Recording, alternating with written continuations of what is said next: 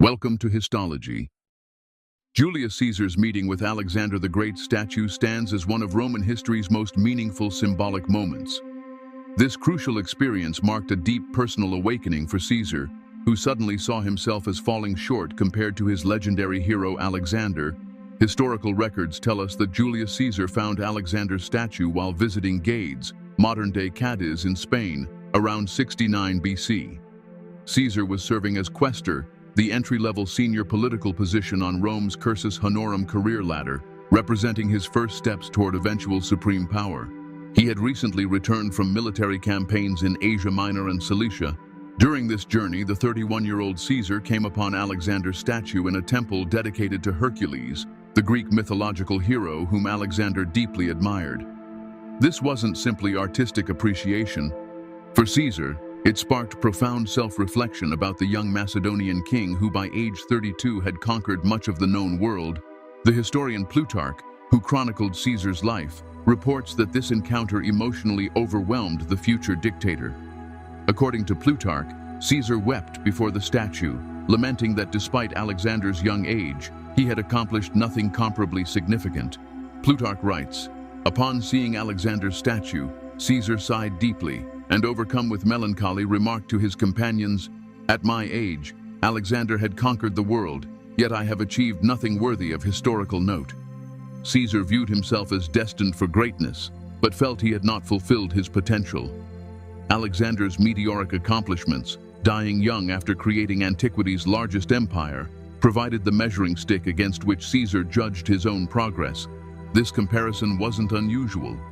Alexander represented history's quintessential conqueror, ascending Macedonia's throne at just 20 before conquering most of the known world within a decade, including Persia, Egypt, and territories reaching northwest India. His military strategic brilliance made him a figure venerated throughout both Greek and Roman cultures. Beyond Julius Caesar, prominent Roman leaders including Pompey, Augustus, and Trajan viewed Alexander as inspirational. They aspired to match his achievements and frequently invoked his name to associate themselves with greatness. Notably, Pompey, initially Caesar's ally before becoming his adversary, adopted the nickname Magnus the Great, originally associated with Alexander. This deliberate title appropriation attempted to establish a symbolic connection with Alexander's legacy. Throughout the imperial period, Alexander continued inspiring Roman leadership.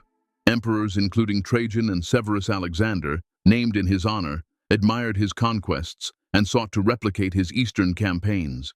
Trajan particularly attempted expanding Roman dominion eastward, directly emulating Alexander's conquering path centuries earlier.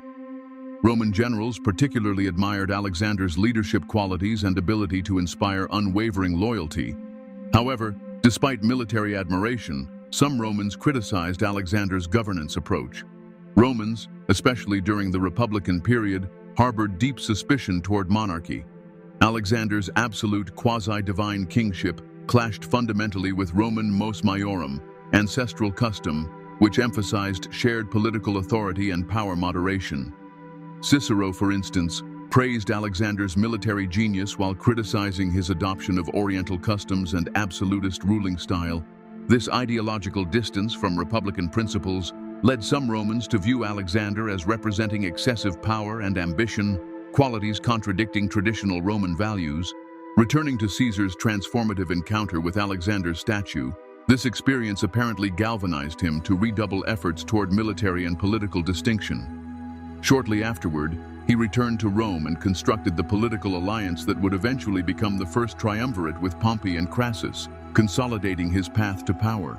Years later, Caesar launched his renowned Gallic campaigns where his military triumphs established him as Rome's dominant figure. These conquests represented his quest to equal Alexander's territorial achievements. As Alexander had subdued vast regions, Caesar expanded Rome's boundaries, enhancing imperial power and his personal standing. Roman biographer Suetonius documented Caesar's obsession with greatness and self-perception as destined to match or surpass Alexander's legacy. Nevertheless, fundamental differences distinguish these leaders' trajectories. Alexander died at 32 at his power's zenith, leaving his empire fragmented among competing generals. Caesar, though also assassinated before fully consolidating authority, lived long enough to fundamentally transform Rome's republic, establishing foundations for imperial governance that would shape Western civilization for centuries.